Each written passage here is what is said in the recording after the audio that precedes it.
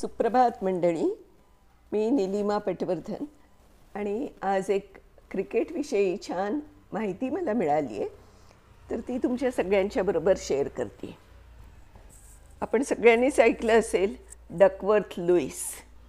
तर ही फ्रेज कशी आली आणि ह्याचा काय अर्थ, ह्याचा संबंध काय त्या क्रिकेटशी, तर ते आपण बघूया. एका कारागिराने फ्रान्सचा राजा लुईस याला 20 किलो सोन्याचं बदक बनवून दिलं. त्याच्या डोळ्याच्या जागी अत्यंत मौल्यवान माणकं जडवलेली होती. त्या बदकाची कीर्ती सर्वत्र पसरली. तत्कालीन लंडनच्या राणीला ते बदक आपल्याकडे असावं असं वाटू लागलं. योगायोगानं तसं घडण्याची शक्यता निर्माण झाली. एका युद्धात स्पेननं फ्रान्सचा पराभव केला आणि लुईस राजाला बंदी बनवलं.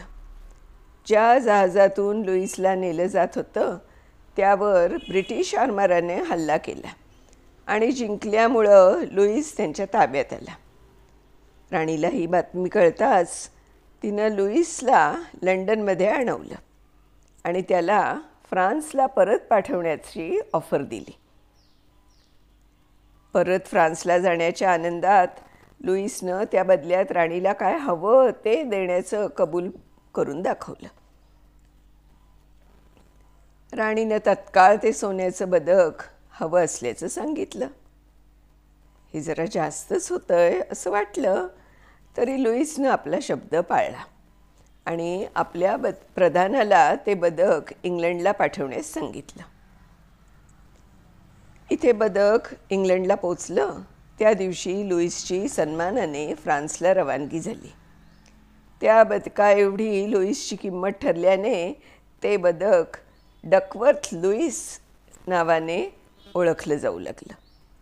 राणीच्या ताब्यात जरी ते किमती बदक आलं तरी तिला ते ओबडधोबड वाटलं.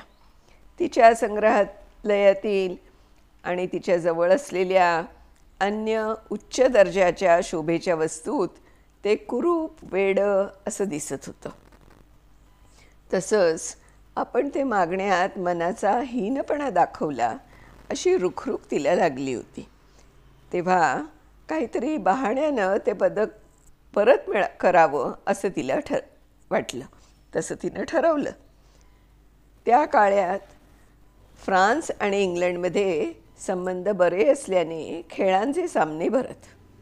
त्या खेळांपैकी एका खेळात फ्रान्स हमखास विजयी होई.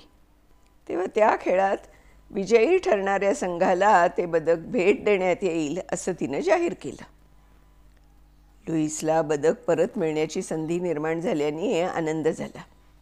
सामना सुरू झाला, पण 2 मिनिटात जोरदार पावसाला सुरुवात झाली. संध्याकाळपर्यंत खेळ होऊच शकला नाही. राणीनं सामन्याच्या पंचांना जवळ बोलावून काहीतरी गुफ्तगू केलं आणि पंचांनी काहीतरी गडबडगुंडा निकष लावून फ्रान्सच्या संघाला विजयी घोषित करून राणीच्या हस्ते ते सुवर्णपदक म्हणून त्या बदकाला फ्रान्सच्या संघाच्या हवाली केलं. तेव्हापासून खेळ पावसामुळे पुरा होऊ शकला नाही, तर काहीतरी थातूरमातूर निकष लावून विजयी कोण हे घोषित केलं जाऊ लागतं आणि त्या सामन्याचा निकाल डकवर्थ लुईस पद्धतीनं लागला असं जाहीर करण्याची प्रथा पडली. आता ही माहिती मला तरी नवीन होती. तुम्हाला सगळ्यांना माहिती आहे का?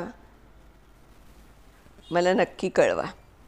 आणि मला जी ज्या पुस्तकातनं ही माहिती मिळाली ते आहे प्रसिद्ध इतिहासकार मॅक्देमाला यांचं पुस्तक.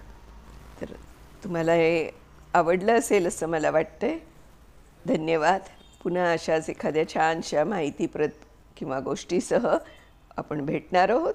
तोपर्यंत नमस्कार.